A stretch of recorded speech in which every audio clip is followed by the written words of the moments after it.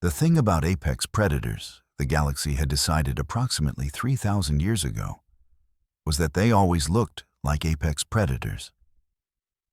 This was a comfort, a logical, reasonable comfort that allowed civilized species to sleep soundly in their climate-controlled habitats, knowing that evolution had been kind enough to label the dangerous things with appropriate warning signs. The Krell had their chitinous armor and mandibles that could shear through steel. The Thoraxians stood 9 feet tall with retractable claws and a roar that could rupture eardrums at 50 paces. Even the relatively docile Vryn had those unsettling triple-jointed limbs and the kind of teeth that suggested their ancestors hadn't always been vegetarian by choice. Humans, by contrast, looked like someone had taken a predator, sanded off all the interesting bits, and then wrapped it in the galaxy's most disappointingly average packaging. This was the prevailing wisdom aboard the DSV Harmonious Exchange, a Prosperity Union diplomatic vessel that was, at this particular moment, carrying approximately 400 souls through the relatively safe shipping lanes of the outer Tertius sector.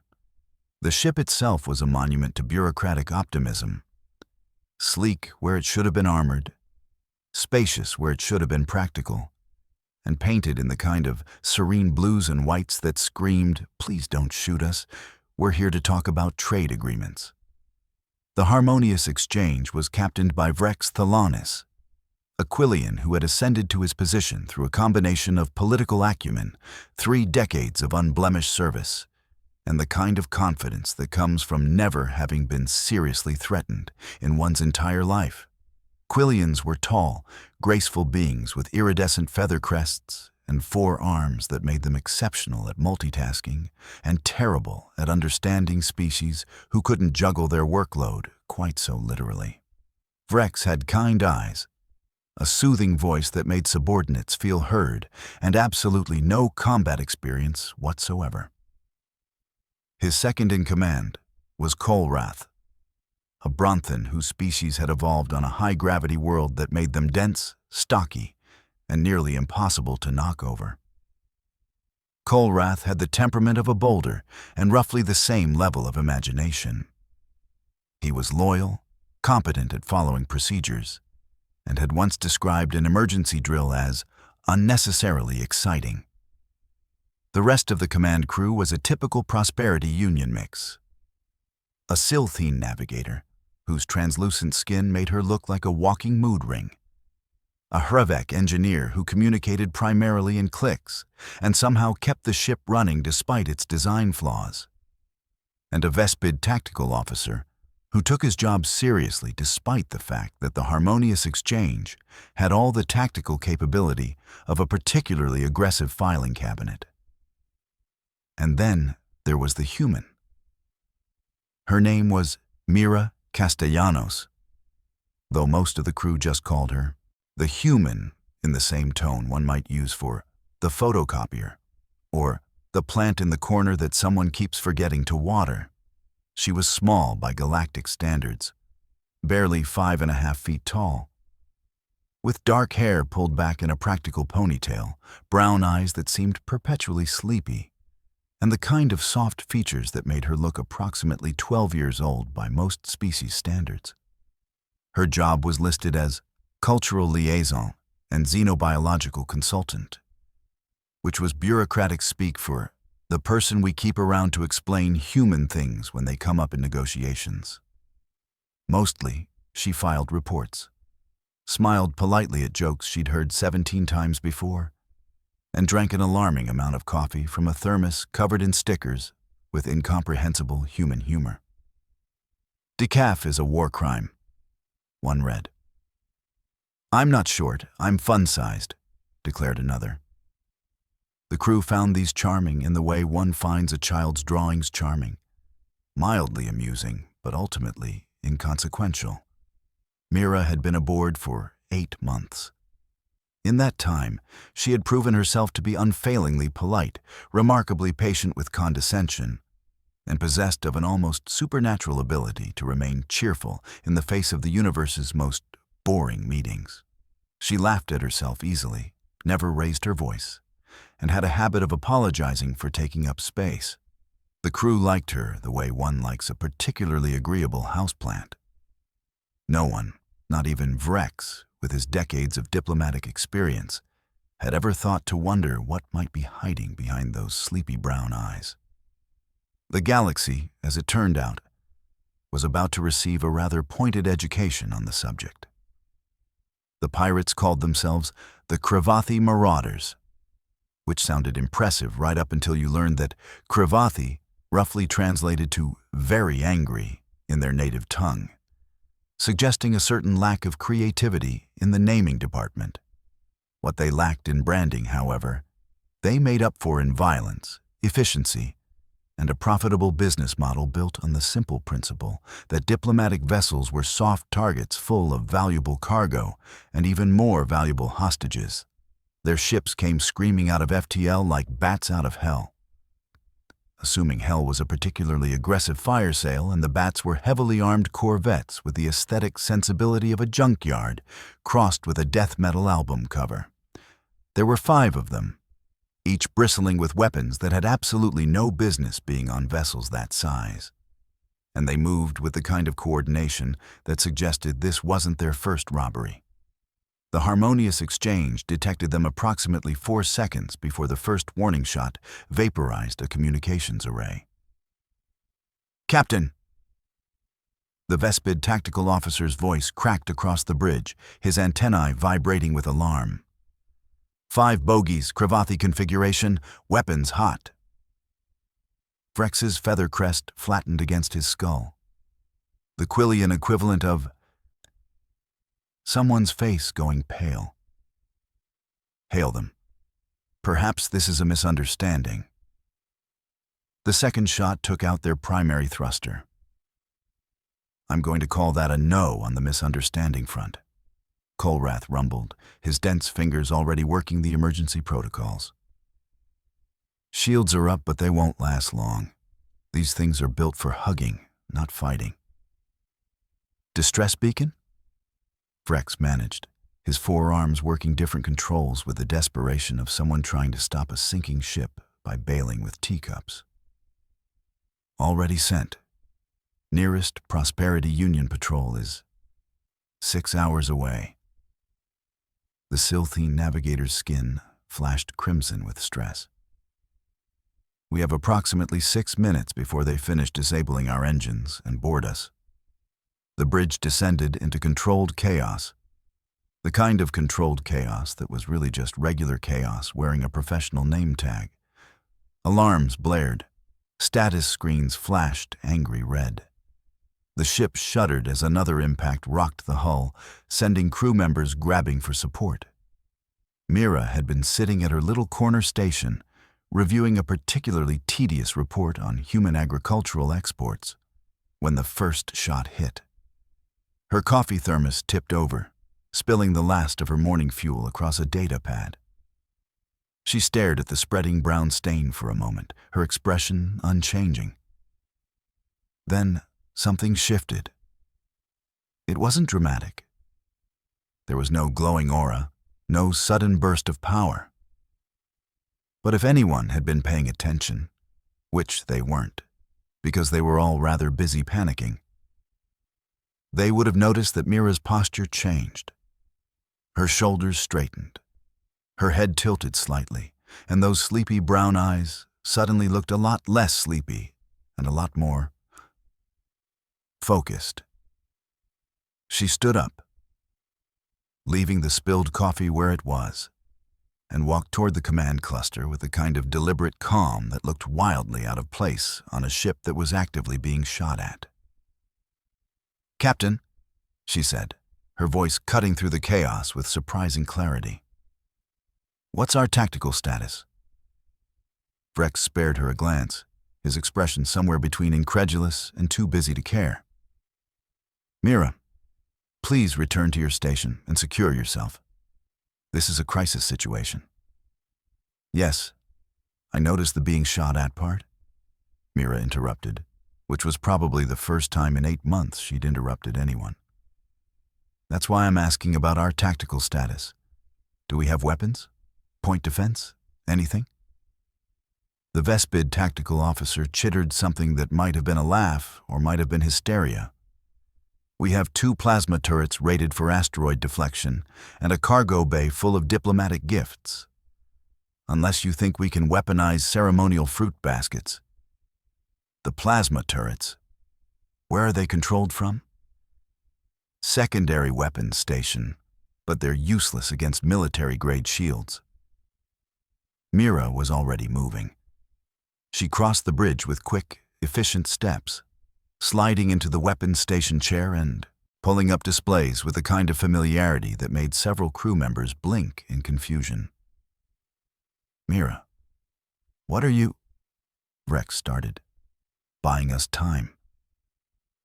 Her fingers flew across the controls with speed that definitely didn't match her usual hunt and peck typing style. Kolrath, I need you to vent plasma from the port coolant system on my mark. Navigator, spin us 15 degrees starboard and kill forward momentum. Why would we? Kolrath began. Because I asked nicely, and because we have about 90 seconds before they finish their boarding approach. Mira's voice had changed. It was still polite, technically, but there was something underneath it now. Something that made it less of a request and more of a statement about how reality was going to unfold. Captain, with respect, either trust me or watch them crack this ship open. Your call. Vrex stared at her for a long moment. Then, because he was a good captain and because he genuinely had no better options, he nodded. Do what she says. What happened next would later be described in the after-action report as tactically unorthodox and possibly insane. And how did she even know that would work? The harmonious exchange spun, venting superheated plasma in a cloud that blossomed across their port side, just as 2 Cravathi corvettes moved in for docking. The plasma cloud obscured sensors and forced the pirates to veer off. In that moment of confusion, Mira fired both asteroid defense turrets. Not at the ships, which would have been useless, but at the plasma cloud itself. The superheated gas ignited. It wasn't an explosion, not really. It was more of a very aggressive cough that sent both pirate ships tumbling, their shields overloading from the thermal shock. It bought them maybe 2 minutes. Mira used every second. They'll compensate and come in from 3 vectors next time, she said, her voice absolutely calm in a way that was starting to creep out the bridge crew. We can't stop them, but we can make the boarding expensive enough that they'll think twice about keeping at it. How? Vrex asked, his voice barely above a whisper. Mira turned to look at him, and for the first time, the captain of the Harmonious Exchange saw something in her expression that made his feather crest stand on end. She smiled. It wasn't a nice smile. We give them what they want. We let them board. The thing about humans that the galaxy consistently failed to understand, despite having 3 full decades of diplomatic relations to figure it out, was that they were really, really good at pattern recognition. Not in the fun way, like solving puzzles or playing strategic games, but in the deeply unsettling way where they could look at a situation and immediately extrapolate 7 different ways it could kill them, and 17 ways they could kill it first. Mira had spent 8 months aboard the Harmonious Exchange, doing nothing more threatening than filing reports and smiling politely. She had also spent those 8 months memorizing every corridor, every access panel, every system junction, and every potential choke point on the ship. Not because she was paranoid, though she was, by galactic standards, incredibly paranoid, but because that's just what humans did. You got on a ship, you learned the ship, and you figured out how you'd fight your way out if things went wrong. It was practically instinct. The Cravathi pirates finally managed their boarding action approximately 4 minutes after their first attack. They came in hard through the cargo bay. cutting through the outer door with plasma torches and flooding in with the kind of aggressive confidence that came from having done this dozens of times before. There were 20 of them in the first wave. Cravathi themselves were nasty pieces of work, reptilian species with scales like armor plating and enough natural weapons to make a Thoraxian jealous. They carried rifles that looked like they'd been assembled from spare parts and rage. And they moved with the coordination of a professional military unit that had gone freelance for moral and financial reasons. They expected resistance. Some stations had security teams, some crews had a few combat-capable members. Standard procedure was to make a show of force, break a few heads, and watch everyone else surrender. What they did not expect was for the cargo bay lights to cut out 30 seconds after they breached. Night vision! The lead pirate snarled, his translator making his voice sound like gravel being ground in a blender. Standard sweep formation. Watch for... The first pirate died when a cargo container weighing approximately 3 tons fell on him from above. The second died when the chain holding that container, which definitely shouldn't have been loose enough to fall, whipped around and caught him across the throat with enough force to decapitate him. The rest of the boarding party opened fire at shadows, their muzzle flashes illuminating the cargo bay in strobing snapshots of chaos. They were shooting at nothing. The containers had been rearranged, creating a maze where there should have been clear sight lines. Their thermal imaging showed heat signatures everywhere, dozens of them, scattered throughout the bay. Most of them were heating elements pulled from food storage units. 3 of them were crew members who'd been too slow to evacuate.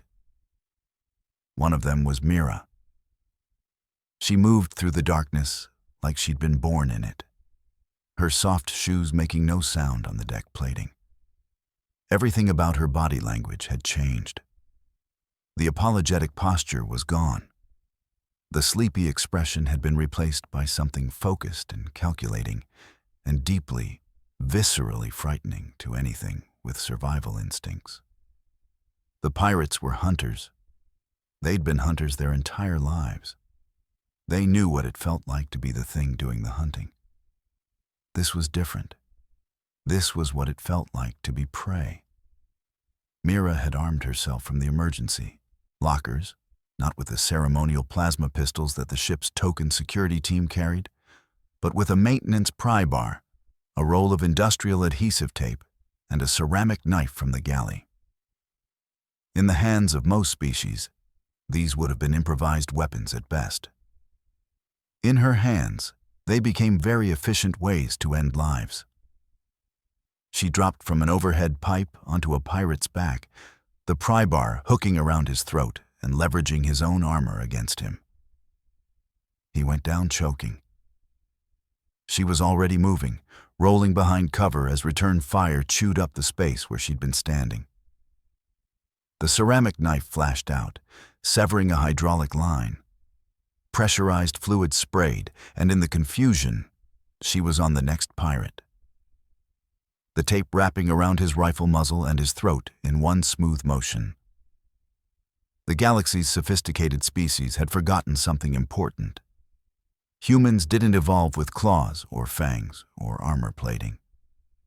They evolved with hands and brains and the kind of relentless, creative violence that came from being a species that hunted mammoths by running them to death over the course of 3 days.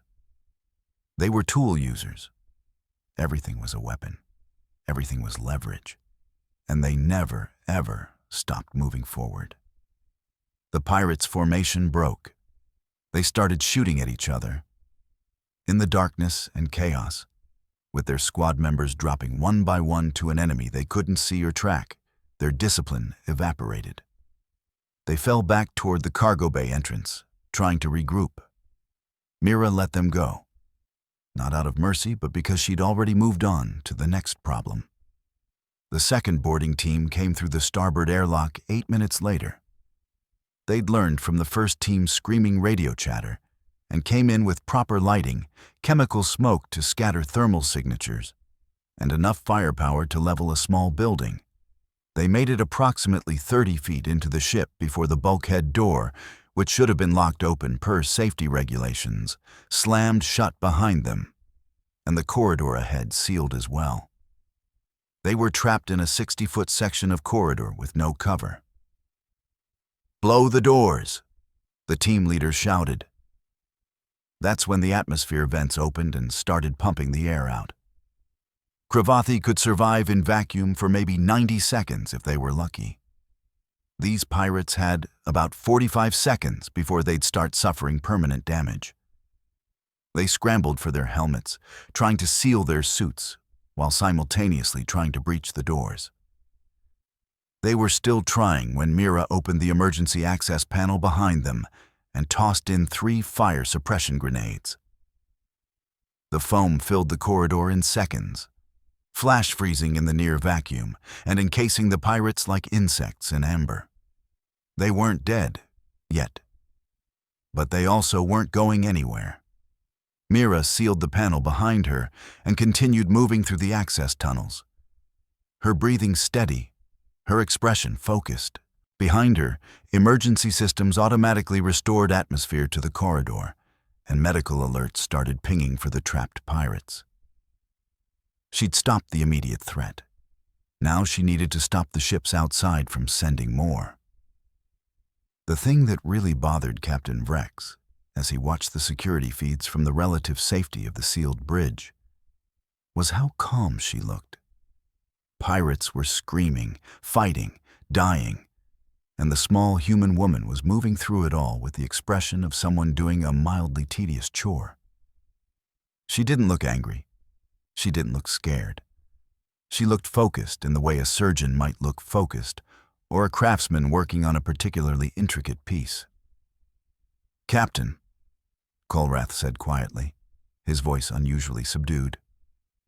"What are we looking at?" "I don't know," Vrex admitted, "but I'm very glad she's on our side." On the feeds, Mira had reached one of the external airlocks. She was working on something with components pulled from an access panel, her hands moving with quick efficiency. After a moment, she opened a communication channel to the bridge. "Captain, I need you to hail the pirate ships." "What? Why?" "Because I'm about to give them a very strong incentive to leave, and it'll work better if they know exactly what's happening." Vrex exchanged glances with his crew, then opened the channel. "This is Captain Vrex Thalanis of the Harmonious Exchange. To whom am I speaking?" The response was immediate and furious. "This is Commander Shakril of the Cravathi Marauders. You've killed 15 of my crew, Captain. You're going to listen." Mira's voice cut in, broadcast on the same channel. "Check your sensors. Airlock 7, port side." There was a pause. Then, That's one of our breaching pods. What have you attached to it?" "Your breaching pod's fuel cell, reconfigured as a bomb. It's currently aimed at your flagship's bridge using your own docking clamps as a mount. The detonator is linked to my biometrics. If I stop being alive, it goes off. If anyone tries to disarm it, it goes off. If you try to detach it, it goes off." The silence on the other end was profound.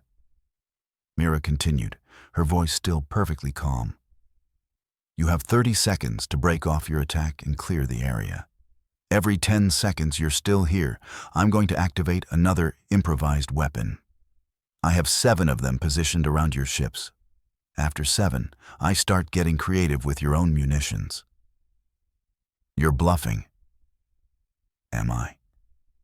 "Because I'm looking at your personnel manifest that I pulled from your computer during the boarding.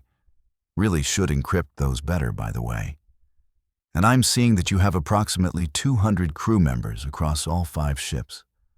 I've already killed or incapacitated 20. That's 10% of your force in under 15 minutes. How many more are you willing to lose to find out if I'm bluffing?" Another pause. Longer this time. Then, "This isn't over, human." "Yes, it is. Because if you ever come back, I won't give you 30 seconds. I'll just blow your ships and spend the rest of my day doing paperwork. Now leave." The Cravati's ships disengaged. They didn't leave gracefully. There was a lot of aggressive posturing and a few warning shots fired into empty space. But they left. The harmonious exchange, still venting atmosphere from multiple hull breaches and listing slightly to port, was suddenly alone in the darkness.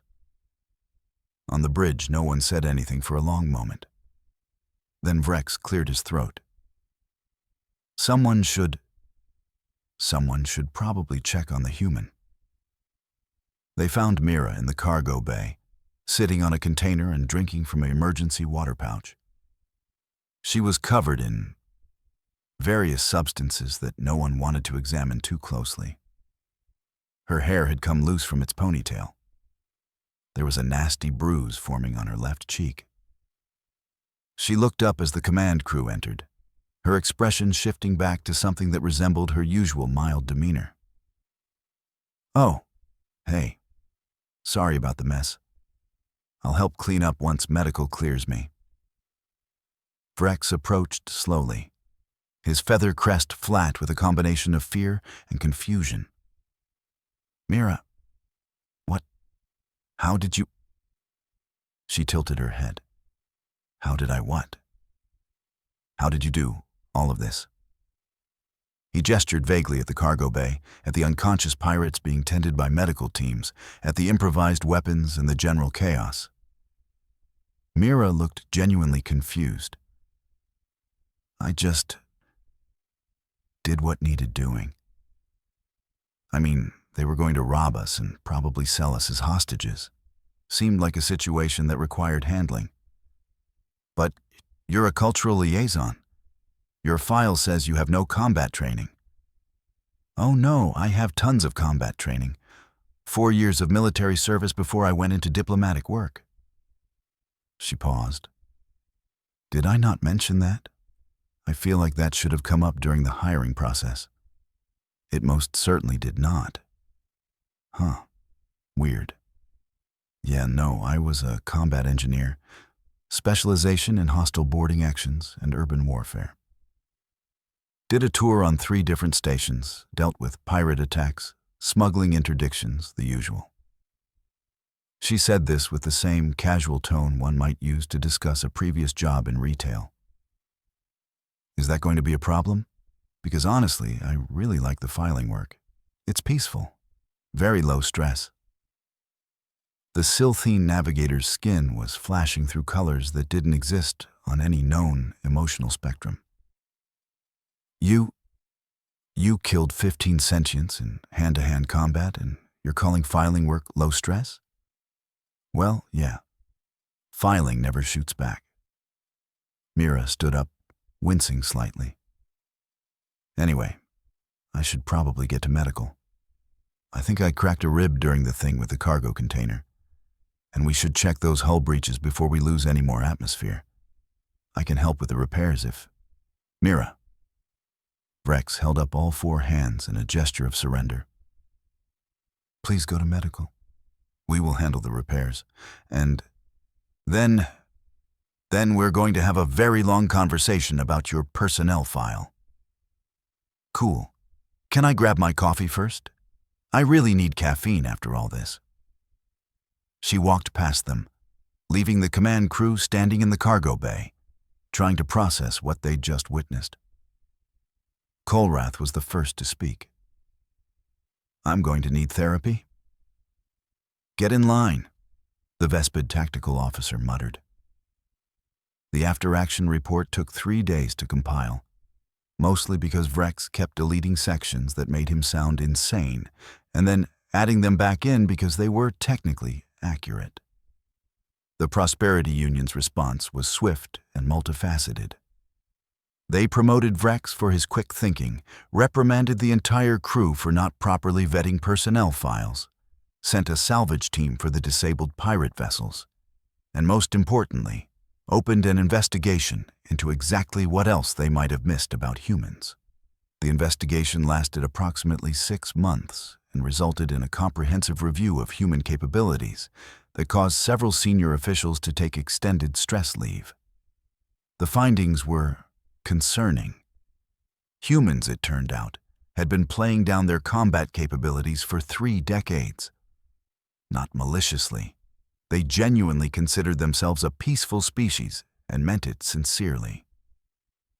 It's just that their definition of peaceful was calibrated against a historical record that included 2 world wars, countless smaller conflicts, and a pre-space flight period that could generously be described as enthusiastically violent.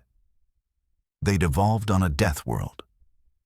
Not one of the really scary death worlds where everything was actively trying to kill you every second, but a solidly mid-tier death world where death was more of a persistent possibility than an immediate certainty.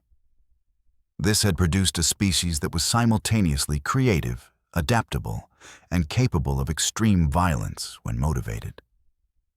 The galaxy had looked at humans' soft bodies, lack of natural weapons, and generally pleasant demeanor, and concluded they weren't dangerous. This was like looking at a coiled spring and concluding it wasn't dangerous because it was just sitting there. The problem was what happened when you pressed on it. Mira returned to her duties after a week of medical leave and mandatory psychological evaluation. The evaluation was interesting, mainly because the psychologist kept asking her if she felt traumatized by the violence. And Mira kept explaining that, no, actually, she felt pretty good about successfully protecting her crewmates. And wasn't that the normal response? The psychologist, a Thorellian whose species had evolved as herd prey animals, had needed his own psychological support after that session. The crew's relationship with Mira changed after the incident. They weren't afraid of her exactly. She was still the same polite, cheerful person she'd always been. But there was a new awareness, a subtle caution in how they interacted with her. They'd seen what she was capable of when the pleasant mask came off, and they couldn't quite forget it. Mira, for her part, seemed genuinely oblivious to the change. She went back to filing reports, drinking alarming amounts of coffee, and apologizing when she took up too much space in meetings. The only real difference was that she started helping with combat drills, and the ship's emergency response time improved by 40%. She also added a new sticker to her thermos. "Underestimate me. That'll be fun." The Cravathi marauders never bothered the harmonious exchange again. In fact, word spread fairly quickly through pirate circles that the ship with the small human cultural liaison was to be avoided at all costs. The story grew in the telling, as stories do, until Mira became a sort of boogeyman figure. The human who'd single-handedly destroyed a boarding party with improvised weapons and no backup. The truth, as Mira would explain to anyone who asked, was much simpler. She'd been trained to handle hostile situations. The pirates had been kind enough to attack in a predictable pattern. And really, anyone could do what she'd done if they'd thought it through properly. This explanation never made anyone feel better. If anything, it made things worse, because it implied that what they'd witnessed wasn't even particularly impressive by human standards. The galaxy was slowly, uncomfortably, beginning to realize that humanity's 3 decades of peaceful cooperation hadn't been a sign of weakness. It had been a sign of choice. Humans could be violent, terrifyingly, efficiently violent. They just preferred not to be. Which was, in its own way, much more frightening than if they'd been violent all along. Captain Vrex, sitting in his ready room 3 months after the incident, stared at his revised personnel file for Mira Castellanos. It now included her complete military service record, her combat certifications, her psychological evaluations, all of which described her as stable and well-adjusted in a way that somehow made it worse. And a note from Human Resources explaining that, yes, they'd known about all of this. And yes, they should have mentioned it. And no, they didn't think it was relevant to a cultural liaison position. He took a long drink of Quillian brandy and contemplated the universe's sense of humor. Outside his window, the stars wheeled by in their familiar patterns, uncaring and eternal. Somewhere out there, the galaxy continued its comfortable existence, most of it still blissfully unaware that humanity was playing a very long game of, let's all just get along, while being fully capable of playing something much more violent, if circumstances required. Vrex thought about Mira, currently probably in her quarters, drinking coffee and watching human entertainment that consisted of people doing inadvisable things and laughing about it. He thought about how she'd smiled when offering to let pirates board. He thought about that new sticker on her thermos. Underestimate me. That'll be fun. He took another drink. The thing about apex predators, he reflected, wasn't that they always looked dangerous. The really scary ones, the truly terrifying ones, were the ones that looked harmless right up until the moment they weren't. Humans had spent 3 decades looking harmless. Vrex was starting to think that might have been the most dangerous thing about them all along. Somewhere in the crew quarters, Mira sneezed, shrugged, and went back to watching her show. It was a comedy about a human who kept accidentally stumbling into dangerous situations and having to fight their way out. She found it hilarious in a deeply relatable way.